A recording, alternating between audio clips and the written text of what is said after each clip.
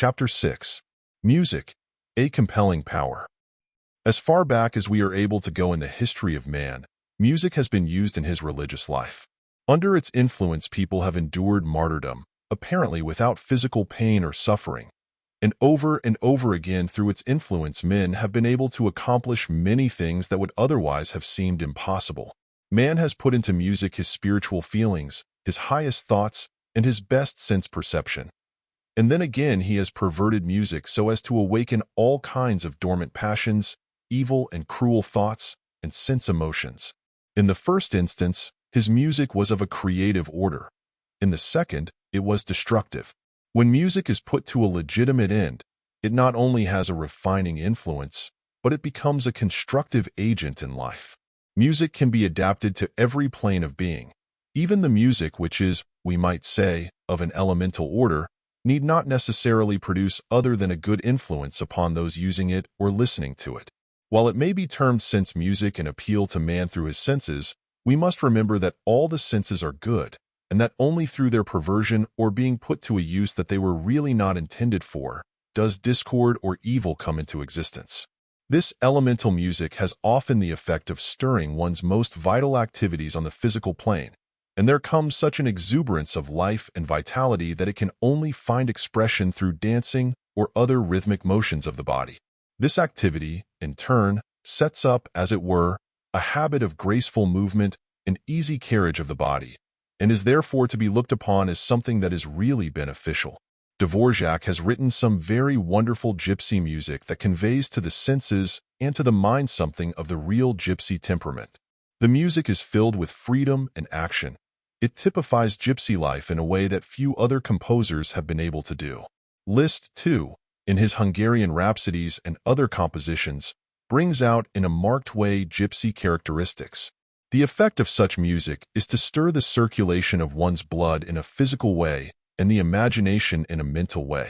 While not of a high or uplifting order, it might be used with beneficial effects upon the sluggish-minded and physically lazy people to stir them to greater thought and action, even if that thought and action be not of a very high order. The elemental music is as necessary to the life of the physical plane as the higher spiritual music is necessary to the more developed states of being, and need not be prostituted to any vicious end or purpose. In fact, I believe that there is less evil motive in it, taken as a whole, than is to be found in some of the music that comes to us from composers who are capable of doing much better things, but who pervert their talents to selfish purposes and ends. In a recent conversation I had with a friend upon the power of music, she said, "Yes, I am quite willing to grant the power, but it is a power that leads one away from the worship of God to the worship of Apollo.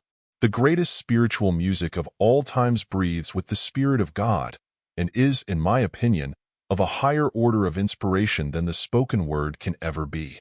The greatest composers, those who were highly spiritual or religious, have really been inspired through coming in closest relationship with the great cosmic consciousness, and they drew from this source and not from any mental conception of their own.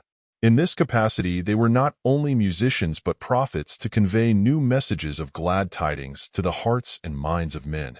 No, Apollo works through an entirely different order of music. The music of Apollo may enthrall the senses and bewitch the mind, but it can never uplift the soul of man. The mind, for a time, may respond to the joys and pleasures of earth, but the soul can only draw its highest inspiration from the universal spirit. Left so free mine ears that I might hear the music of the spheres, and all the angels singing out of heaven. The best music must have real fundamental motives, must deal, too, with living ideals in order to be of value. It must be used as a means of calling out all the latent powers and possibilities of man's inner life. The spirit of joy, hope, love, faith, and courage must be the underlying factors in music, so that the whole inner life of man may be awakened. Music, whether vocal or instrumental, can never be made to transfer from the mind of the musician to the listener's mind any of those qualities. But one may become the means of using music in such a way as to call out or to awaken in the lives of others these fundamental qualities of life. Therefore, it is not so much what one is able to impart through music as what one is able to call out in an ever-increasing way. All outer things are only a means to an end. The elemental man is potentially a Christ. No other man can give to him the Christ principle, but the action of other lives upon him may eventually become the means for the awakening of the divine knowledge within. No one can as yet estimate the real value of music upon human life. Yet there should be an ever-growing appreciation of good music, and this in turn will cause composers not only to put the beauty of art into their music, but the beauty of nature, the beauty of soul. Richard Strauss' two operas, Salome and Electra, may both be wonderful as artistic productions, but they have nothing in them that satisfies the soul. Such music stands out in marked contrast to Wagner's Lohengrin or even Tannhauser. For while these two operas, in some parts, do not fully satisfy, there is still so much in both that commends itself to one's higher nature that one gains rather than loses in listening to them, and one feels something of real inspiration in them that is lacking in the other two. But it is in Parsifal that Wagner is at his best, for a large part of the opera breathes of the highest and most spiritual thought of man's being.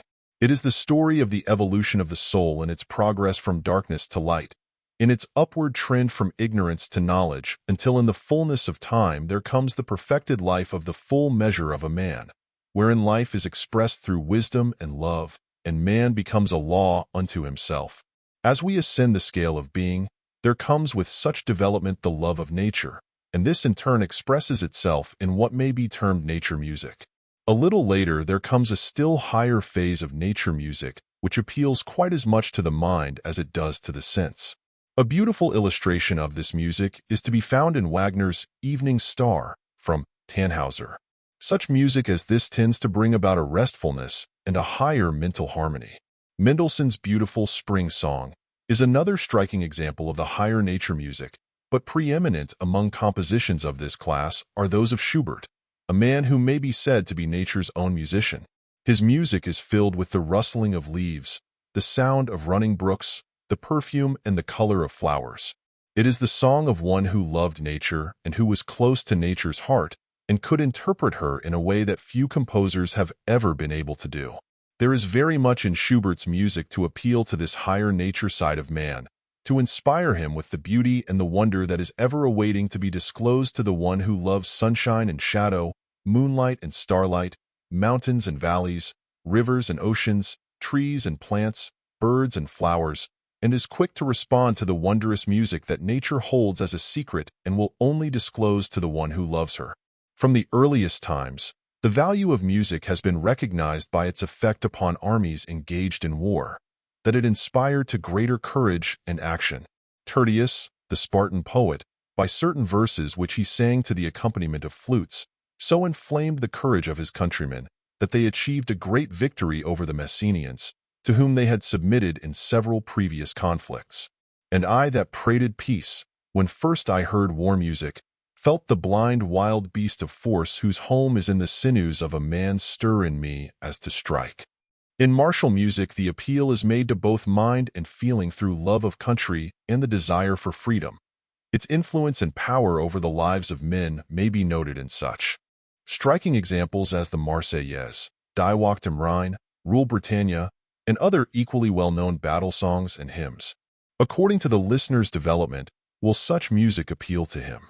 In one man it will arouse only his lower passions, in another, the love of country, patriotism, or the desire to keep free.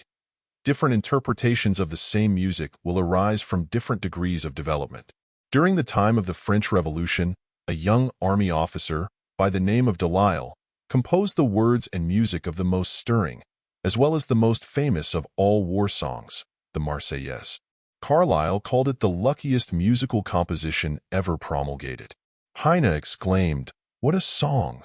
It thrills me with fiery delight. It kindles within me the glowing star of enthusiasm."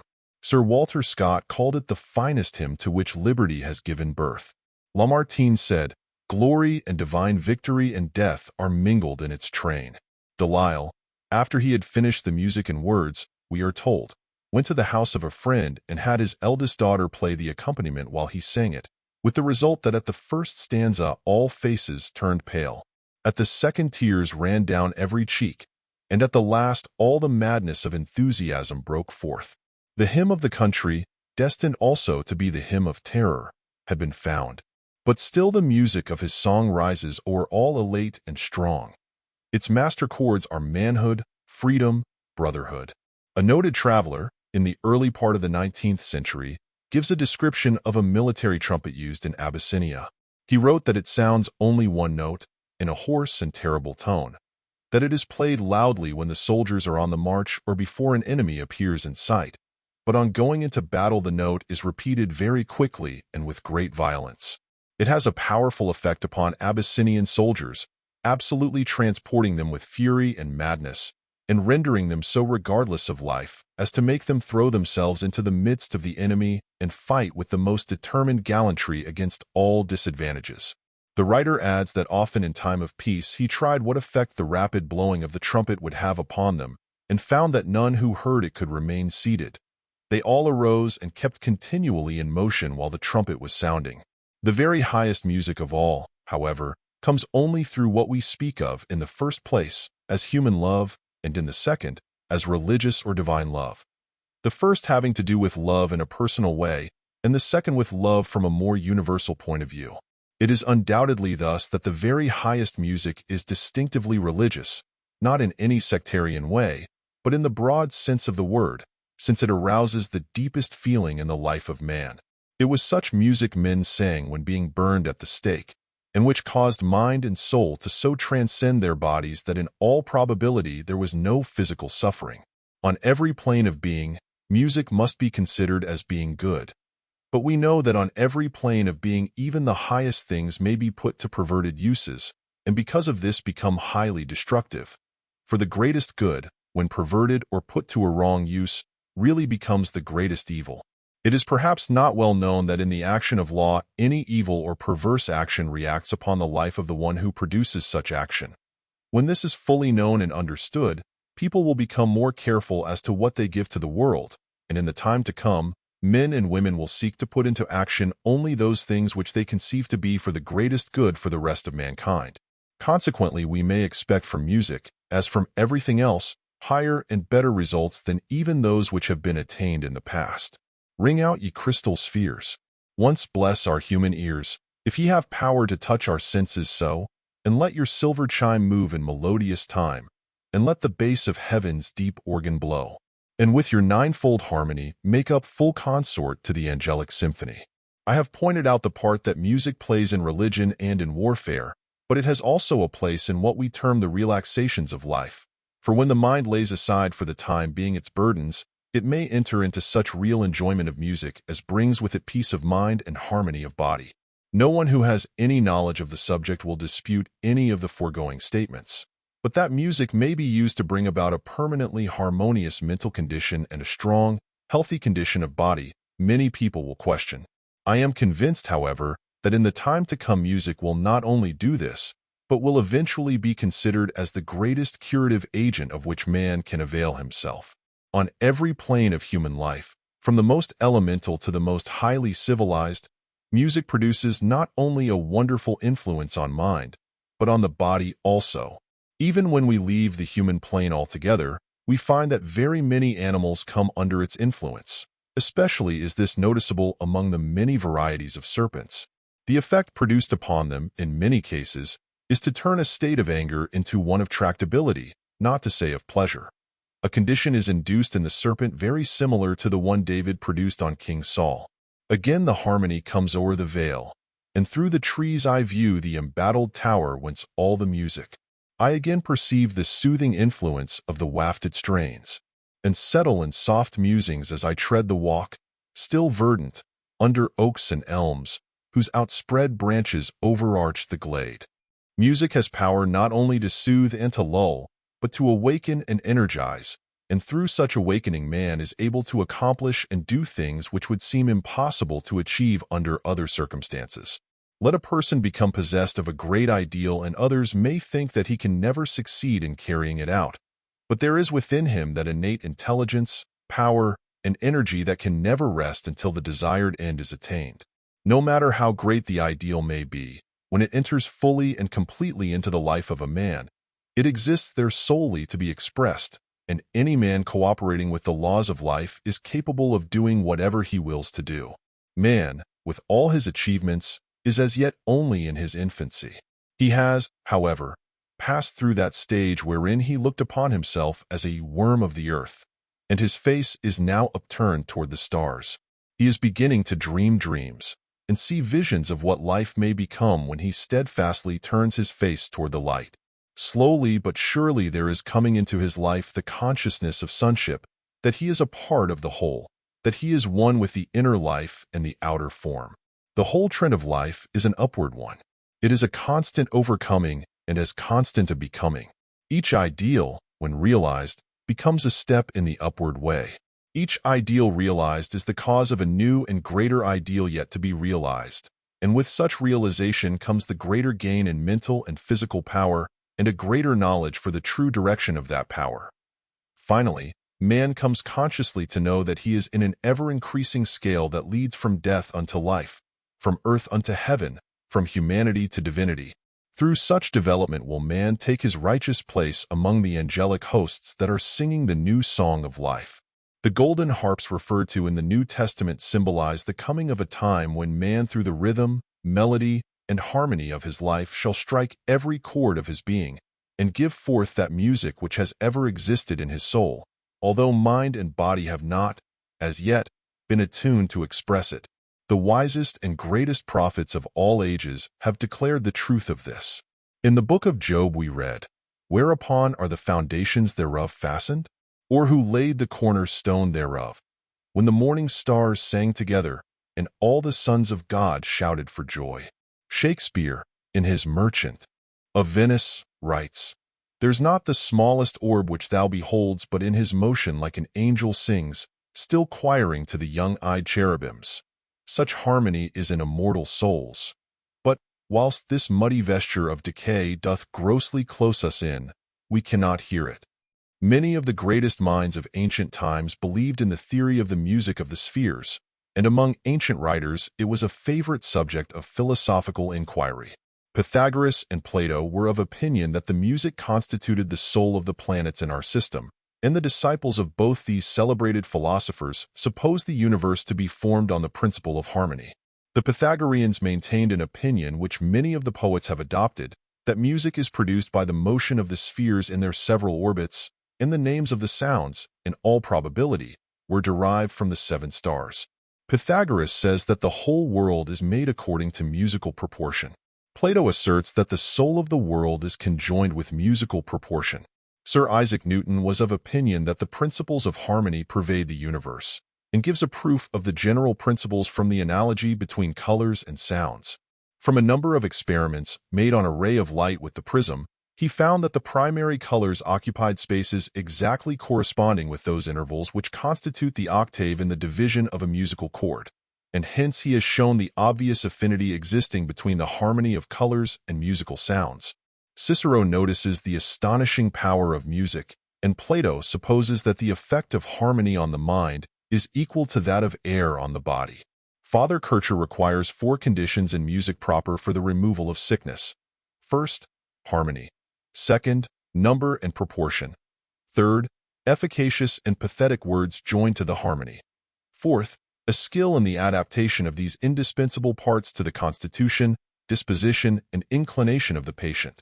The celebrated Italian composer and musician, Tartini, who lived something over 200 years ago, taught that with the problem of harmony solved, the mystery of creation, of even divinity itself, would be revealed in the mystical symbols of tone relation.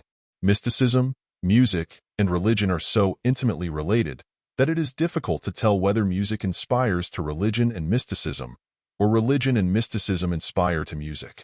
If we look upon religion as a state of feeling, a development of man's love nature and highest emotions, then it is only reasonable to suggest that music becomes the means of expression and that through voice or instrument, we get the highest and best expression of the God that lives in man. The patron saint of music, Saint Cecilia, around whose personality are woven so many wonderful, as well as beautiful, legends of music, was of a deeply religious nature, and seemed to be endowed with power through her music to affect the minds of people to an almost miraculous degree. The poet Dryden, in the following lines, tells in musical verse something of this power. Orpheus could lead the savage race. and trees uprooted left their place, sequacious of the lyre. But bright Cecilia raised the wonder higher, when to her organ vocal breath was given. An angel heard, and straight appeared, mistaking earth for heaven. The compelling power of music will be better understood when it is once realized that music is probably the highest, as well as the deepest expression of universal will. Music is not a production of any human being, but all music is divine in its origin, and the composer is the discoverer and gives form to that which he discovers. Later, the singer or instrumental musician becomes the interpreter. The imperfections, if there exist any, are not in the original music, but in the inability of the composer to transcribe the music as he heard it in his inner consciousness, or the lack of true interpretation on the part of the singer or the instrumentalist. If music, then, is one of the highest expressions of universal will, then beyond doubt it must have a compelling power, and it should be able to overcome any or all obstacles by which anyone may be confronted in this life. It may be made to overcome hate with love, doubt with faith, gloom with hope, bring light out of darkness, and so ennoble, beautify, and strengthen the whole life. End of chapter.